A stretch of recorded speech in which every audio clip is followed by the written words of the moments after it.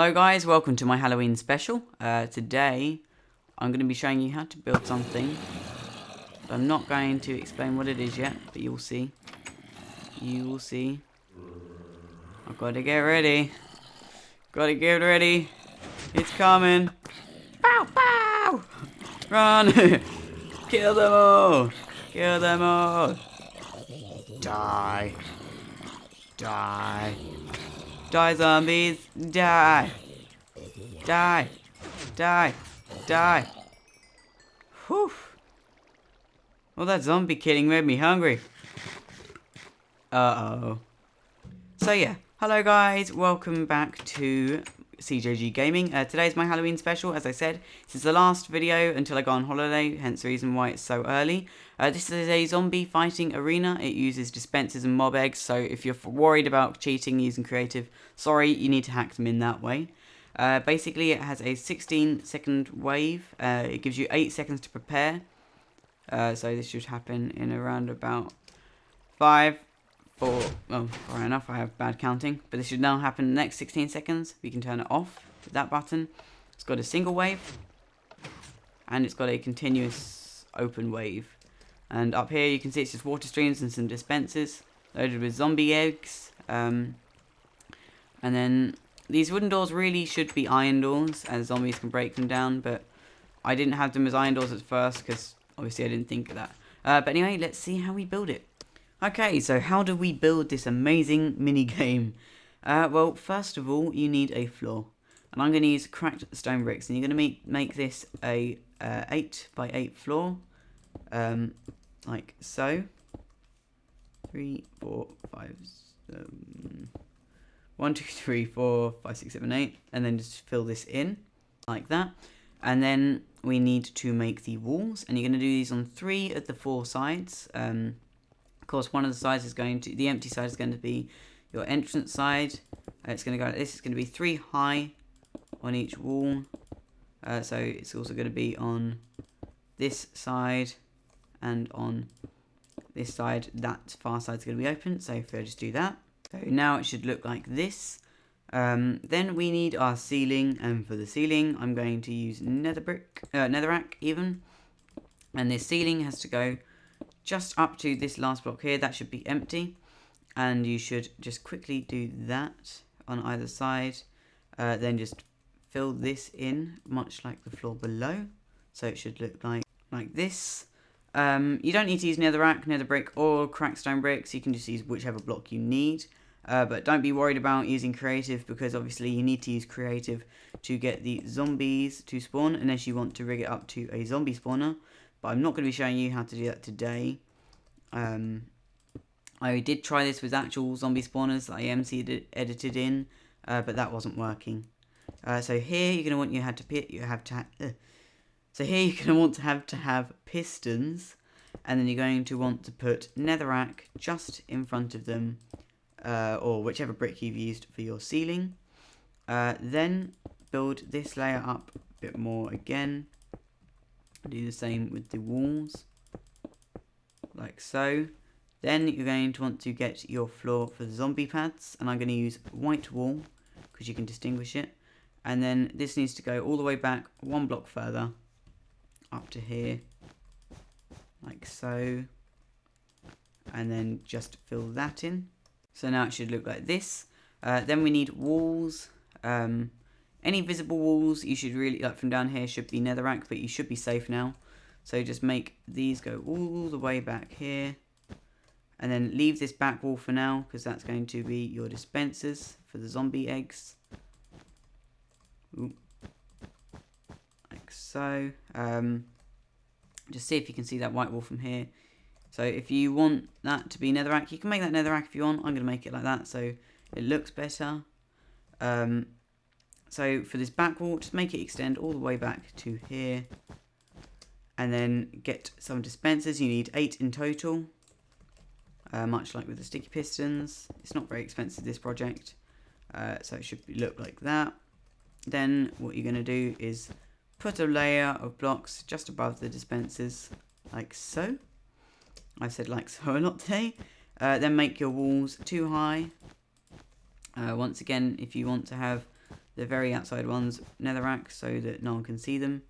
You also need a ceiling, so that no other mobs can jump in from the top. This can actually be lit up here if you want, so you don't get other mobs spawning. I'm going to do that because when zombies get dispensed, they don't actually need any form of like light level. They don't need a really low light level. I'm just going to have it like that for now. That should stop any hostile mobs spawning, but I don't want it to be too bright because otherwise you'll see it from downstairs or down in the actual arena, and then it might ruin the effect. So if you feel it's going to ruin the effect, it doesn't really matter much whether you have torches up here or not, so just don't bother. They don't need to be there. Let's see, there we go. Then obviously we need to make this little netherrack bit here, here, and here, and just a little bit here. And now we need to put water down. This is the bit where it can all go terribly wrong, but it's always best to put the water down first so that you know you're not going to ruin everything. So there we go, water will go down here. If you can extend your ceiling all the way across now, all the way across, like so. And there you go, that's your arena. And this will be closed for the majority of the time.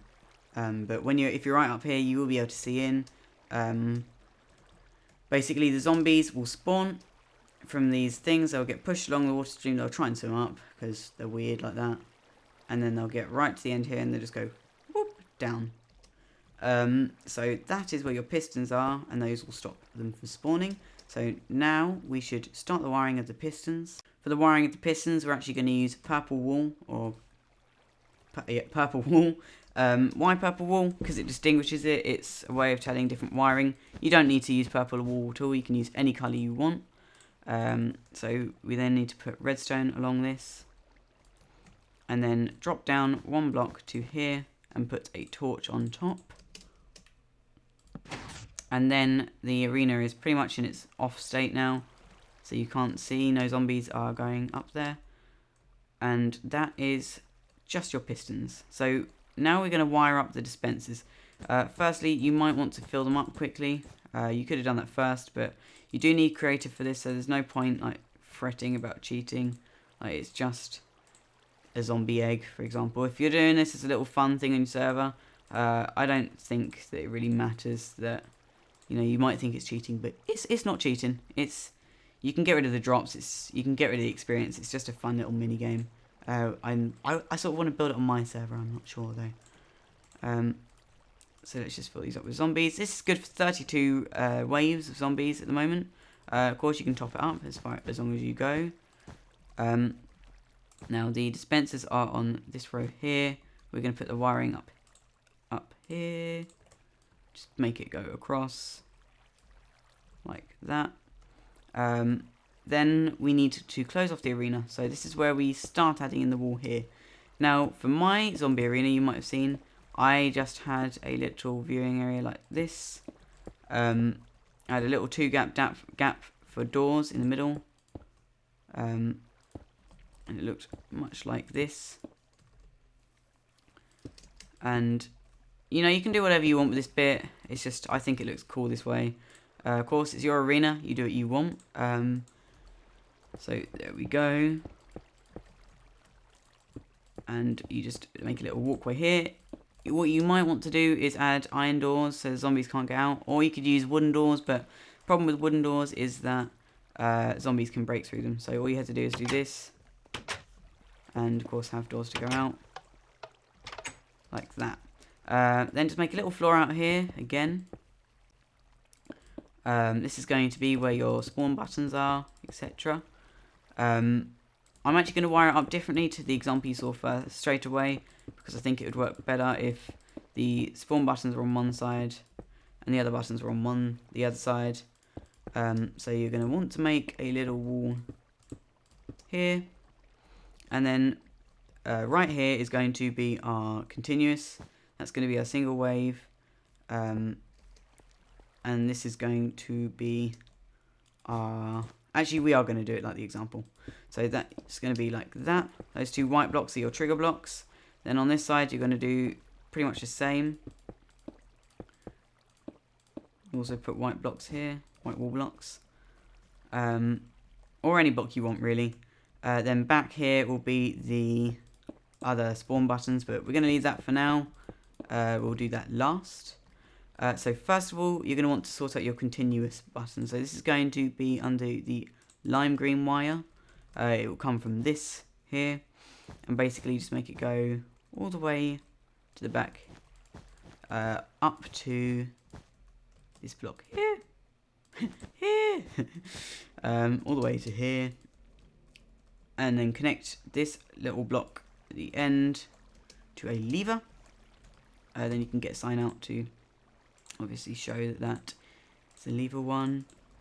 So that's a continuous one.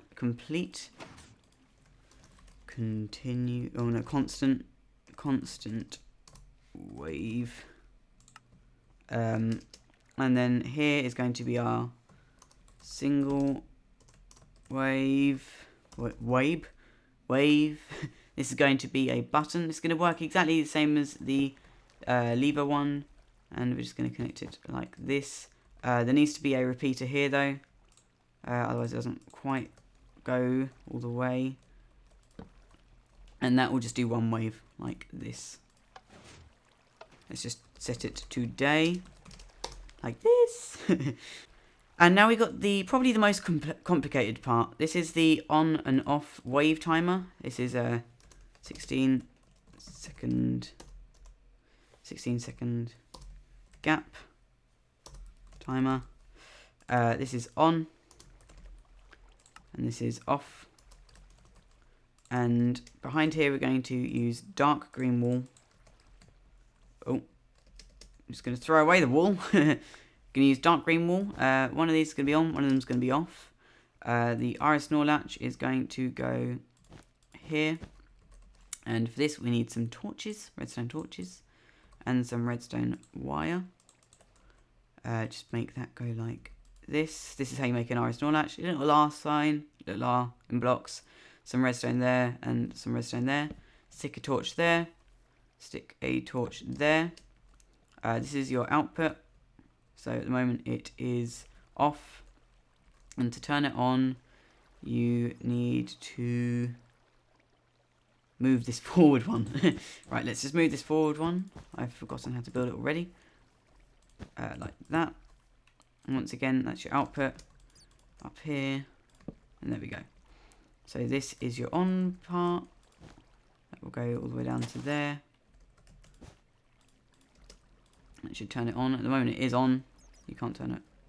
Wait, that is right. Is that right? Yeah, that's on. Then this side is going to be off. Oh, that's why. So is that on? Okay, so at the moment that's off. So if you get it wrong, that is the off one.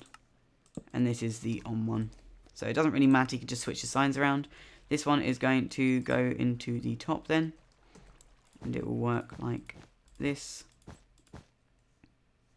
These bats are annoying. And that just goes around like that. And this should turn it on.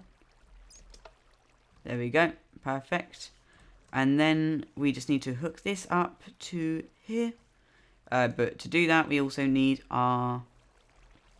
a little 16-second timer, which is really simple to do. You need 40 repeaters, exactly. We can use cyan wool, or cyan, however you say it. I don't know. Why is this not going in?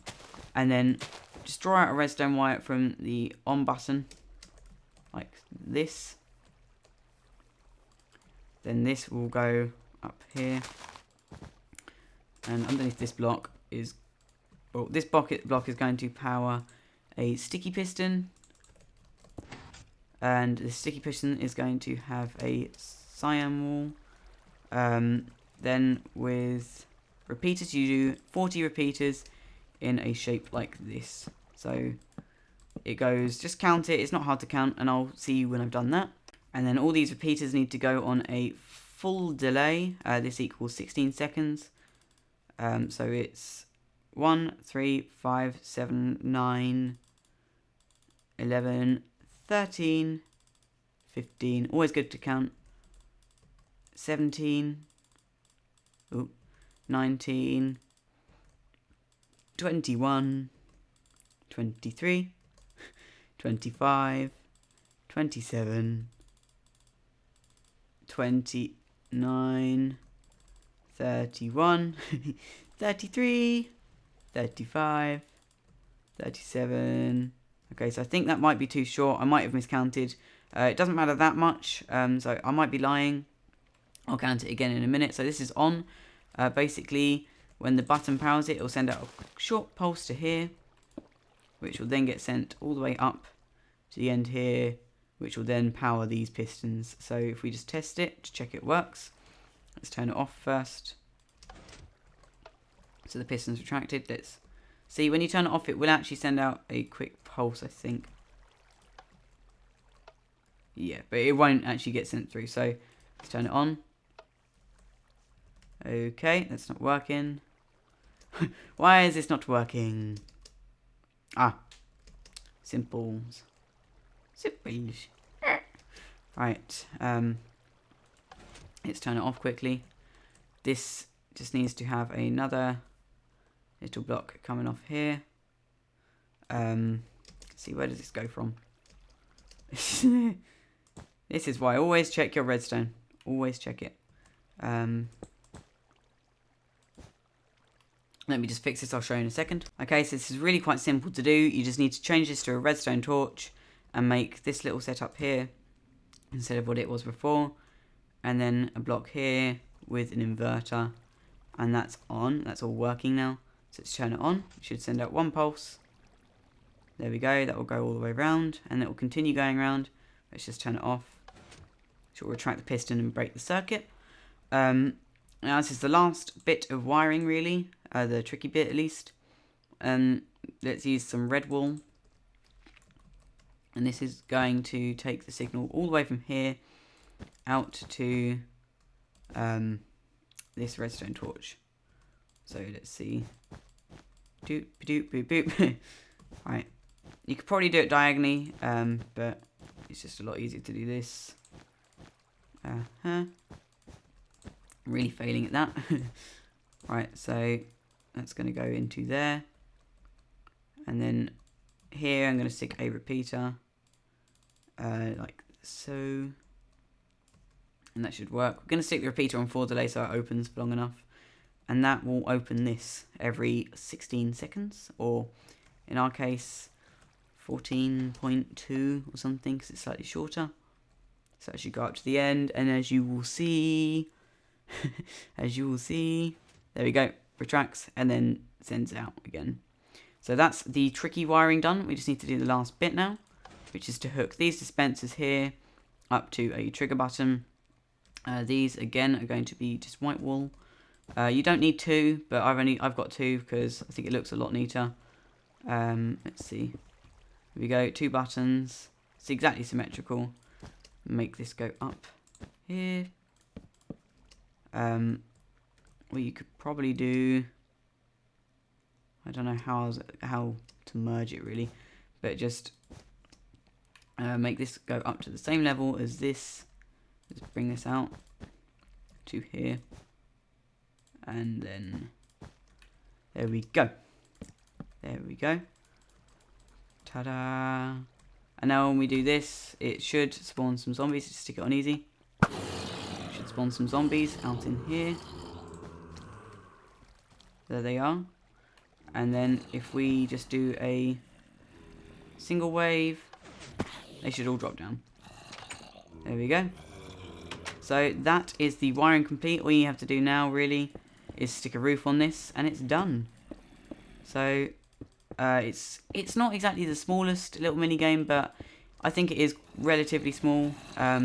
It's not very bad either. It's not that bad. The problem is the zombies can open these, so you can just stick pressure plates, buttons on the doors instead. The zombies might try and attack you. For example, say he can't break through that door, which is the good thing. So make sure you use iron doors. Thank you for watching this video. one quick tip I want to give you to make it look spookier in here, more Halloween feely, is add in some redstone torches for wiring. They won't muck around with the wiring, don't worry. Just do that. Of course, stick a sign here. Spawn zombies. Spawn zombies. This gives it a nice little spooky feel. You might want to stick that there, so then just stick that up there. And then put some in here. This gives you a little low lighting. Zombies can still spawn down here, or any mobs really. So it's not mob proof, but it makes it look cool. So thank you for watching this video. I actually got the original idea from a channel, I think they're called Tools and Gamers or something. They're Australian. They were a duo. They did it. I watched that video about 6 months ago now. I thought it'd be appropriate for a Halloween special. So thank you for watching. I will see you in a couple of days. And, well, just have a great Halloween. Bye-bye, guys.